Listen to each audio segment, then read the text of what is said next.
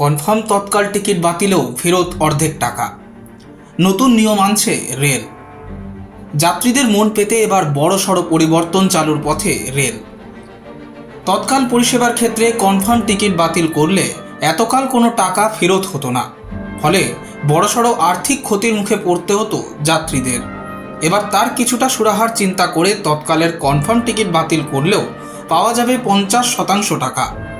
আগামী 2 জুলাই থেকে এই সুবিধা কার্যকর করার কথা। পাশাপাশি এবার তৎকাল স্পেশাল চালু করছে রেল।